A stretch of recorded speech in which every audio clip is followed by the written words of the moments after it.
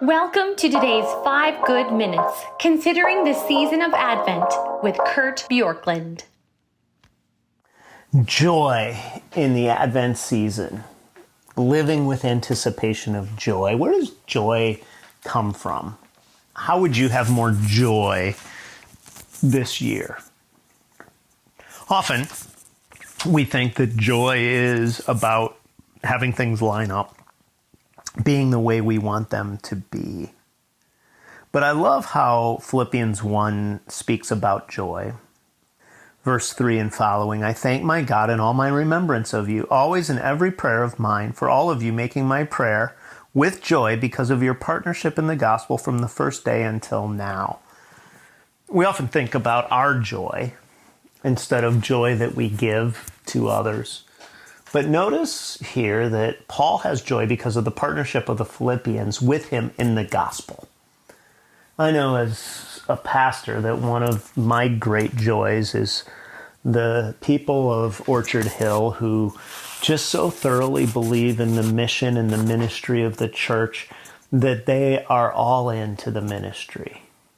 And one of the ways that you can bring joy this Christmas is wherever you are, whatever your church home is be all into the mission of the church, to be part of the partnership of the gospel. And there are a few times of the year that are as potentially filled with opportunity as Christmas. People who normally don't go to church are open to going to church.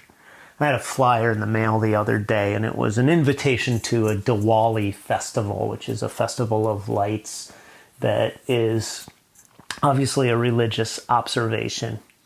And I had one of those moments where when I received the flyer, I thought, that's interesting. I wonder if the flyers that Orchard Hill and other churches send out this time of year, if they land in the mailbox like that landed in mine, where I look at it and I say, that doesn't really apply to me.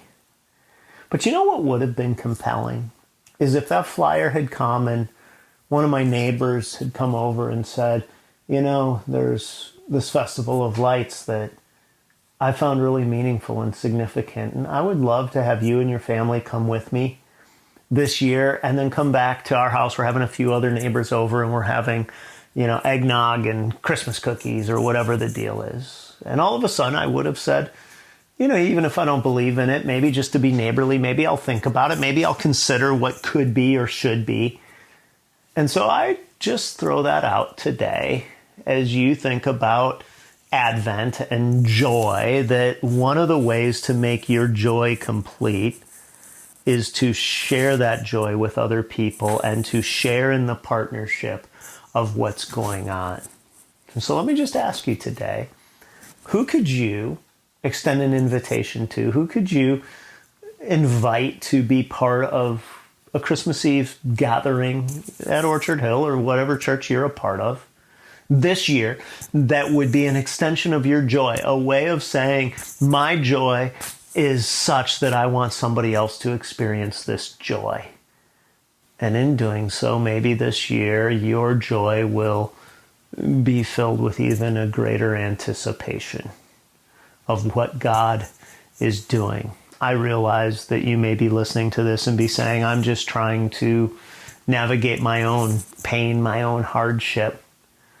But one of the ways that joy is experienced is when we help other people come to a place of joy and freedom. And so my hope is that this year, joy will be something not just that you seek, but that you seek to share.